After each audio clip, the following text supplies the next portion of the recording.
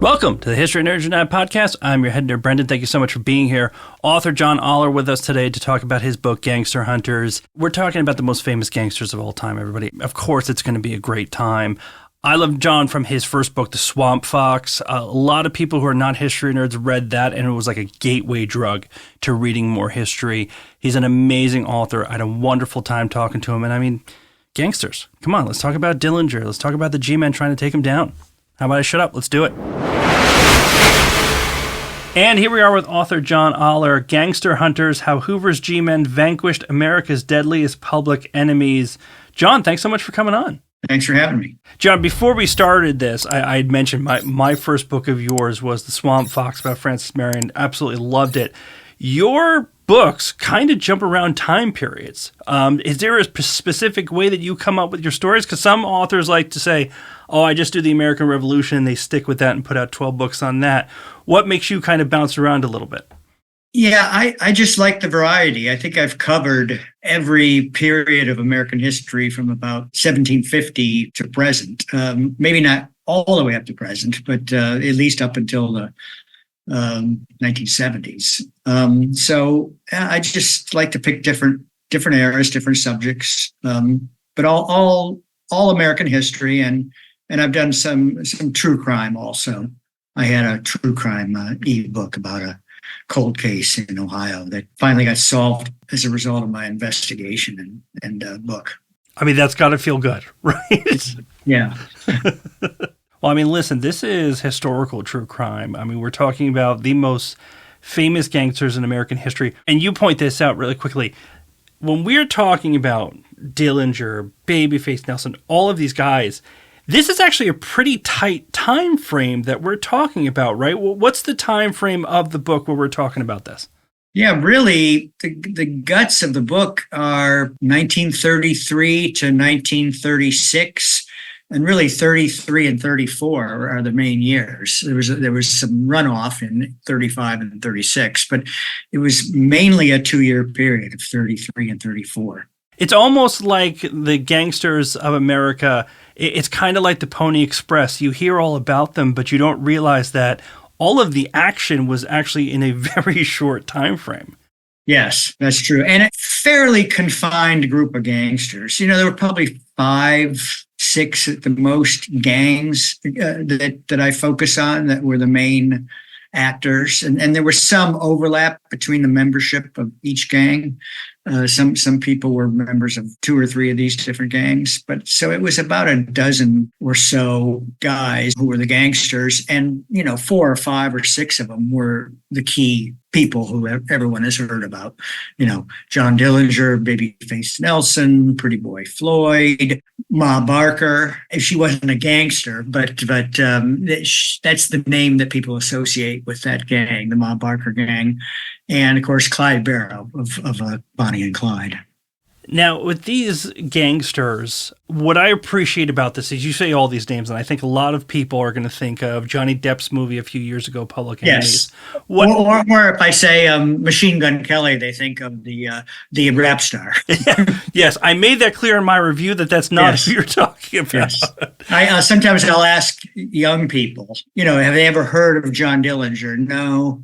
You heard of Babyface Nelson? No. They tend to they've heard of Bonnie and Clyde primarily through the movie. And I say, have you heard of Machine Gun Kelly? And they light up and say, yeah, the rapper. Yeah. Well, what I really appreciate about this book is you don't shy away from talking about these contemporary things like Public Enemies. You bring up a couple times in the book to just kind of say like, hey, yes, I know you saw the movie. If you're reading this book, you probably saw the movie. Yes. But a lot of authors will shy away from mentioning any other media, but you really lean into it, right? Yeah, I did the same thing in Swamp Fox. I did a lot with the movie The Patriot, pointing out how it was loosely based on Francis Marion, but emphasis on loosely. I did that in a couple other books as well. I just think it makes the book more relatable because I'll be the first to admit more people have seen the movie Public Enemies than will ever read my book. So that's just a fact of life. So when you mention things, it kind of people can think about it, say, yeah, I remember that movie. I remember that scene. Oh, you're telling me that wasn't exactly the way it came down. Oh, that's interesting, John, I'm going to try not to rant because I have ranted before on Mel Gibson butchering history, especially in The Patriot. Listen, your name has come up in multiple conversations where people try and talk to me about that movie, and I'm like, no, just read this book instead, and you realize how absolutely butchered American history got by Mel Gibson. I don't want to go off on it, but I just want you to know I'm still carrying that torch. Thank you. One of the main things that you say right off the bat in the book is the gangsters are part of it, but what you want to shine a light on is the FBI men who are part of bringing these guys down, because they are, for the most part, and have been for a long time, anonymous because Yes. Hoover wanted it that way. Can you just talk a little bit about how history has treated these agents up until now and what you're doing here to kind of bring them back to the foreground? Yeah, well, these were mostly young guys. There were a few old timers who Hoover kept on when he took over the FBI, but these were mostly young guys, and they were all guys, no women at that time, and there wouldn't be any women for many. In 1962 was the first women in the FBI. They were, for the most part, college graduates. For the most part, they had graduate degrees, either accounting or law. Now, it's kind of a myth that, I remember as a kid, we would talk about, hey, FBI would be a great career. Someone would say, yeah, but you got to be a lawyer or an accountant. Well, that wasn't exactly true back then. It was a preference, but there were non-lawyers and non-accountants in the Bureau, a smattering, and I'll talk about some of them a little later. Remember, this was the Great Depression. It's hard to get a job. Most of these guys out of law school, they couldn't get a job with a law firm. There just weren't any jobs to go around. So they were looking for something similar, a white collar job, a desk job, kind of a cushy job, which paid fairly well. So they joined the FBI. Now, when they joined it, they thought they were going to be doing stuff like antitrust and white collar crime and bank fraud and the like, until the war on crime, as I call it, started in 1933. And suddenly somebody shoved a Tommy gun into their hands and said, go out and, capture or kill these guys. That aside, no one knows their names, with one possible exception. Melvin Purvis was very famous at the time. I don't think the average person on the street today has heard of Melvin Purvis. Maybe if they've seen the Johnny Depp movie, he was played by Christian Bale, which is a horrible miscasting. Christian Bale, of course, is a big, handsome guy. Melvin Purvis was kind of a nerdy, small, 5'7", 130 pounds, squeaky voiced person. So with the exception of him and, of course, Hoover, there are none of these other FBI characters in my book who are known to the general public. And I think that's unfortunate because they really did the dirty work. They did the tough work and put their lives on the line, and in some cases lost their lives. Something I don't want to miss, because I didn't realize this either. You said they shove a Tommy gun in their hands. That's important because when they first started, they didn't get guns at all, right? Like they would be like, I got the bad guy. Let me go find a cop so we can actually arrest him, right? Yeah. There's a little bit of mythology about that. It wasn't that they were forbidden to carry guns. For one thing, the Second Amendment permits people to carry guns. So if they wanted to have their own gun and carry and pack heat, they could.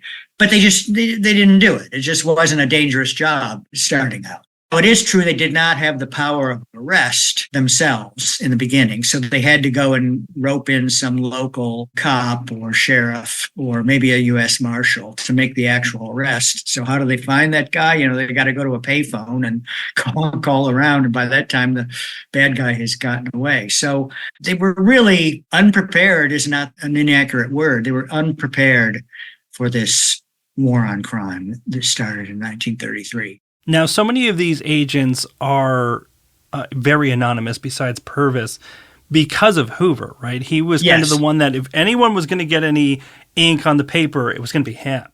That's right. He was skeptical at first of the gumshoe approach to law enforcement. He was all about scientific methods and forensics and fingerprinting and the like, which is all well and good. But he thought that's the way you really caught criminals, not by, beating the streets and hunting them down and that sort of thing. And since he was the one who introduced that kind of scientific method to the Bureau, naturally, in his mind, he deserved the credit for the successes. One of the agents said that we were a we organization, not a me organization. And so the agents themselves, they bought into that. In fact, when they signed their reports, the anonymity was such that there was an agent I talked about who was Oscar George Hall, which is his full name. Well, he signed his reports OG Hall. And most of the agents used their initials. And in some cases, when I went back and tried to find their actual first name, it was I had to dig a little bit to find out what was their actual name, because they were known as, D.E. Howell or O.G. Hall.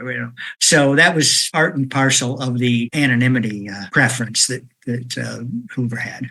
I think I need to ask this because we've already debunked a couple of myths. Let's go for another one. Yeah. And if I may be indelicate, I'm just going to ask it like this. Was Hoover as weird as everybody says he was? If I interpret what you're saying, was he gay? That's usually the...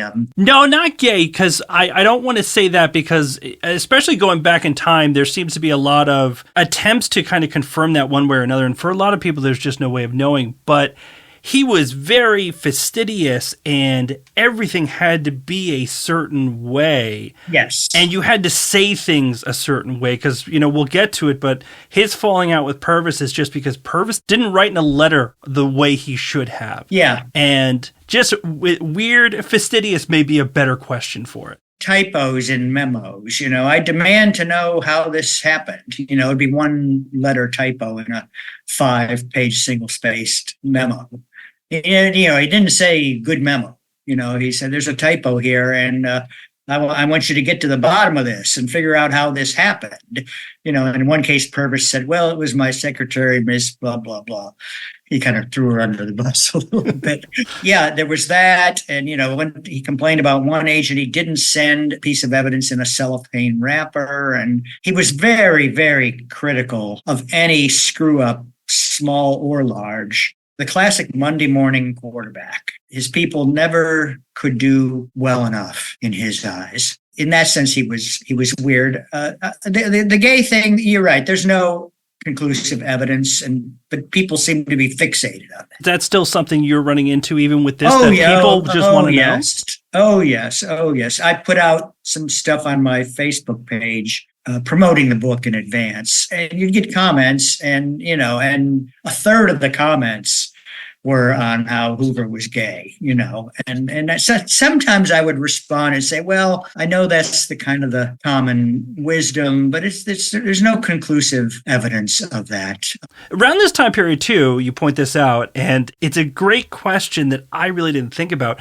What's the mafia doing at this point in time? Because these guys that we're talking about are not the mafia. No, Does the mafia exist yet? What's their deal? Yeah, I'm not an expert in the mafia, but I have a general understanding of them. For one thing, they were located in the big cities.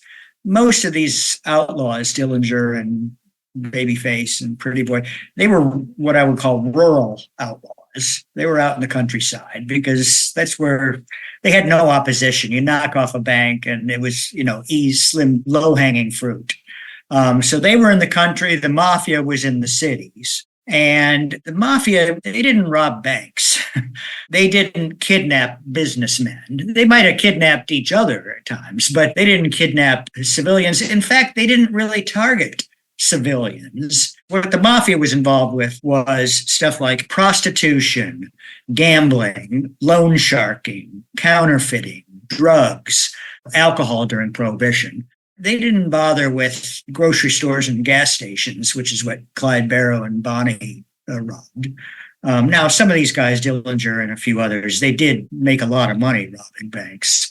But the mafia, they did not prey upon ordinary Main Street shopkeepers, cops, and the like. You often hear it said that, well, Hoover, he spent all his time chasing these two-bit outlaws and he should have been going after the mafia.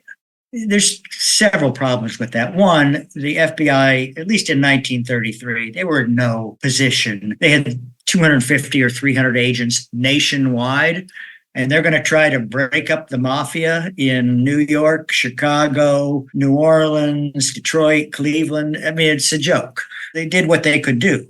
Secondly, if you were a Main Street shopkeeper, cop, bystander, you were in much greater danger of getting killed or hurt by one of these bank robbers than you were by some, pinstripe mobster in a hotel in Chicago. He could care less about the little guy on the street. So there were many, many people, ordinary citizens who got caught up, just innocent bystanders on the street during a bank robbery, and a bullet would hit them, So the odds were much greater of being hurt or killed by this group of gangsters than it was by the mafia. So I think this notion that, Hoover, they should have been going after the mafia and training their efforts there, I think is a miscalculation. Now, maybe it's a valid criticism later, 30 years later. But, the mafia wasn't really brought under control. I mean, it still exists today, but it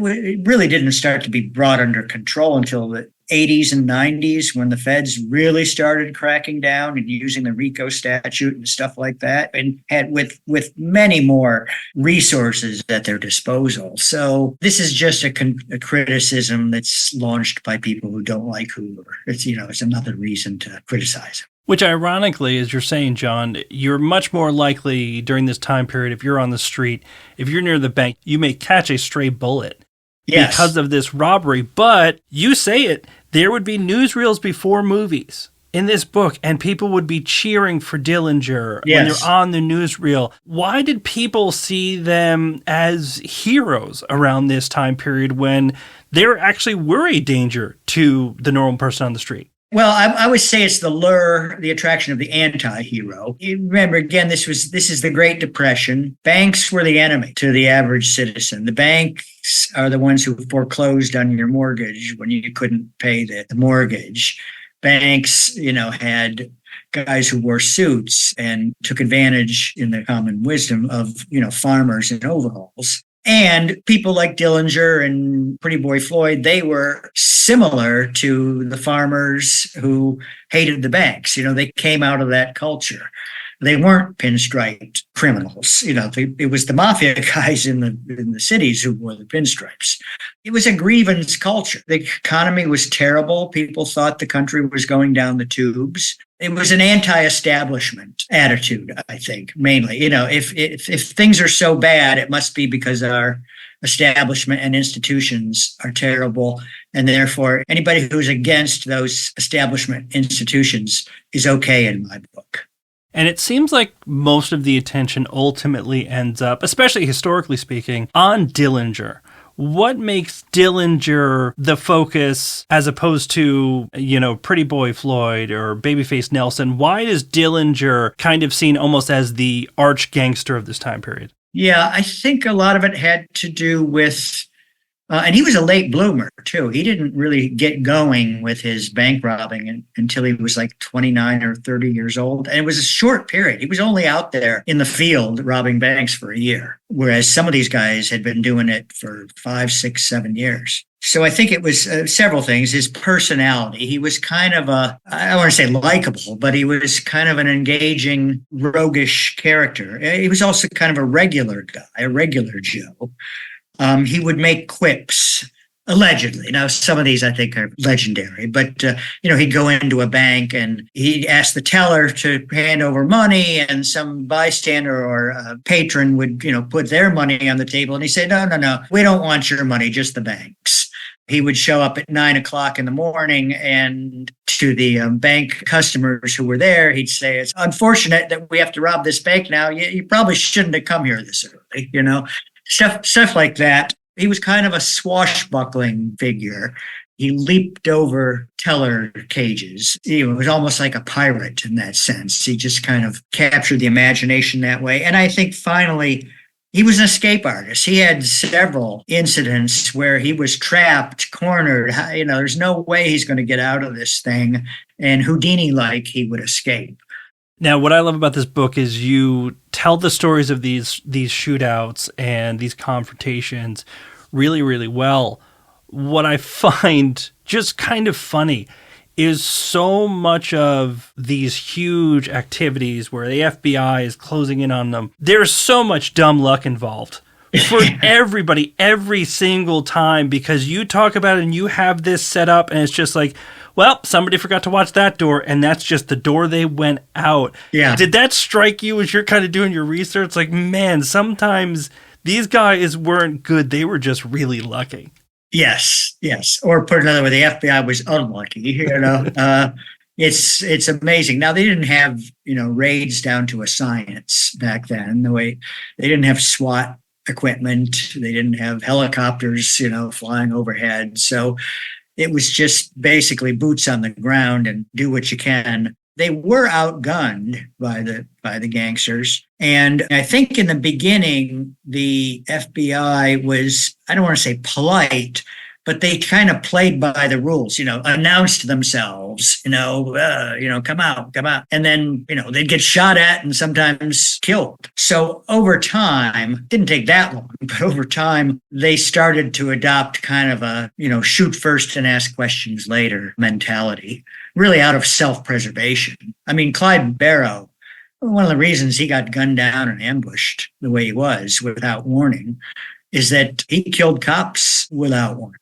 They'd say, would you mind stepping out of the car? Boom, the guy's dead. So simply out of self-defense and self-preservation, the FBI guys started becoming a little more proactive and saying, I'm not going to be the one to emerge dead out of this confrontation. So there wasn't a singular inflection point where all of a sudden the FBI basically said, shoot to kill, shoot on sight.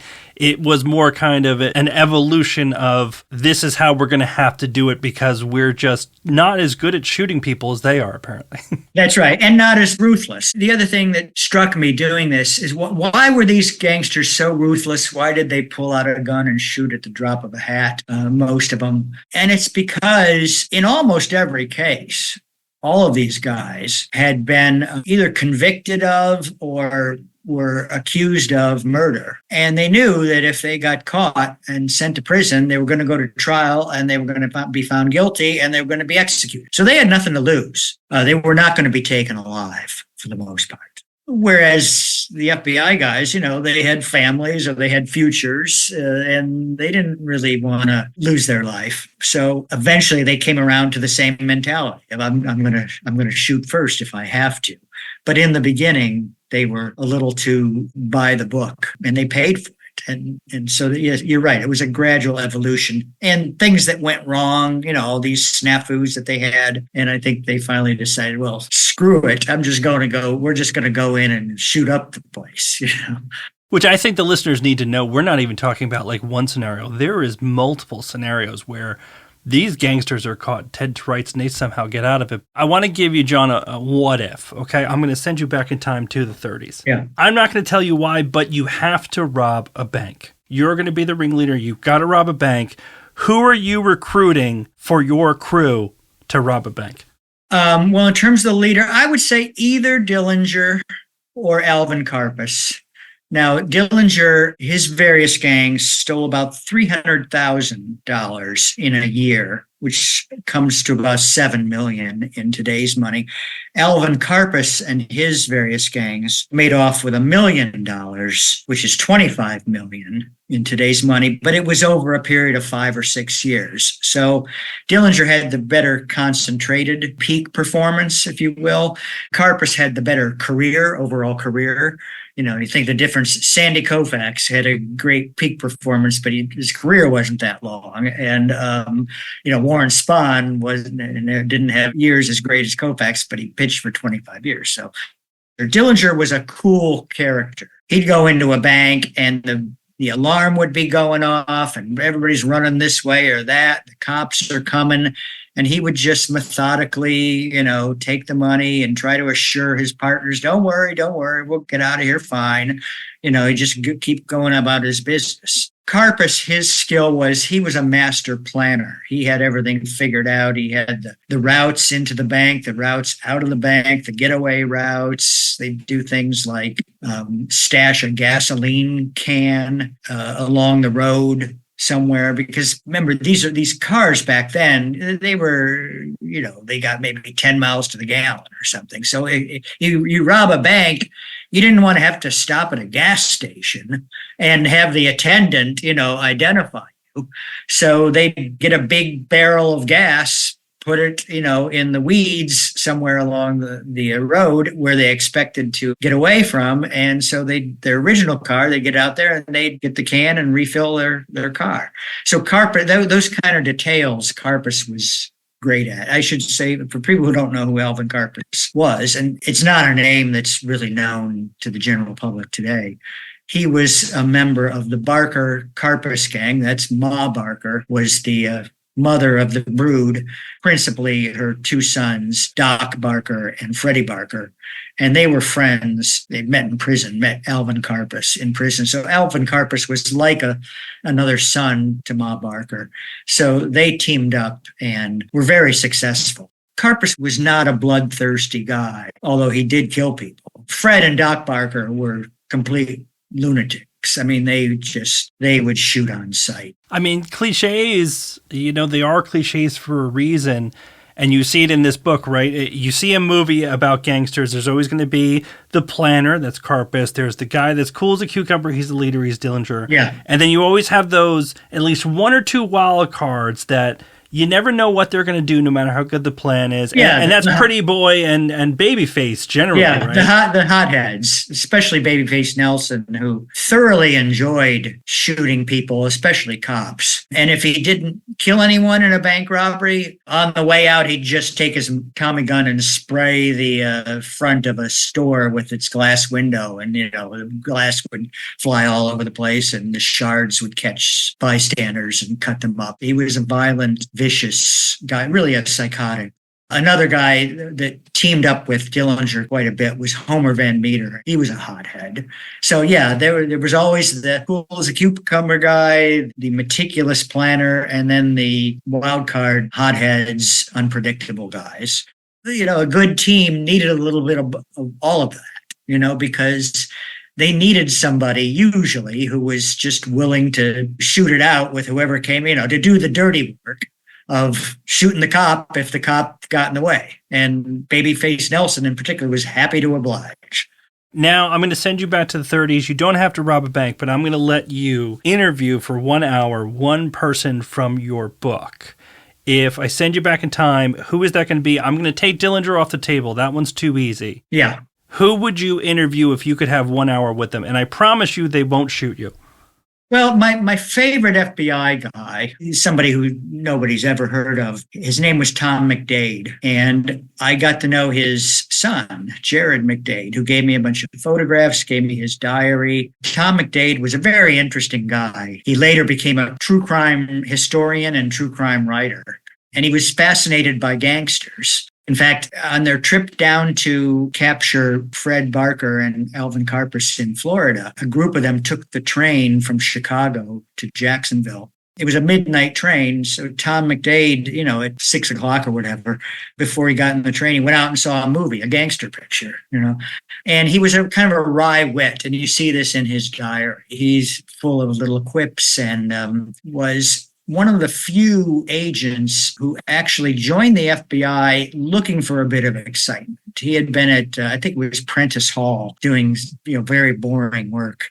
And he joined the FBI looking for a little bit of excitement. And he's a guy I would have liked to have known. Now, I did hear an oral history that he made, and he was quite eloquent and articulate and funny at times on that oral history. All right, John, last question for you. There are these poor misguided souls out there that think history is boring, that you should stay away from history books.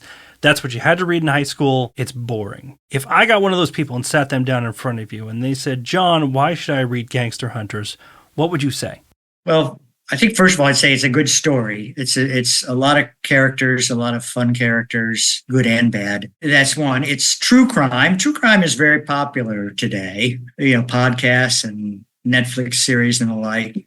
This was true crime. And I think also people have opinions, pro and con today, very strong about the FBI. And I think people would find it interesting to know how the FBI got its start, why it wasn't always the way it is today, why it was kind of a sleepy, semi-incompetent agency in the beginning, and how it evolved and grew and became this behemoth that it is today. So I think that evolution of the FBI, which began in this period, would be of interest to people, regardless of their interest in history per se. John, totally agree. I love the book. Thank you so much for coming on and talk about it. Thank you. And that's it for this episode. John, thank you so much. Gangster Hunters, a book that's great for everybody. You do not need to be a history nerd. It's that good. Don't worry about it. Hit us up, Instagram, Twitter, Facebook. Don't forget the YouTube channel. Until next time, nerds, stay cool. History Nerds United.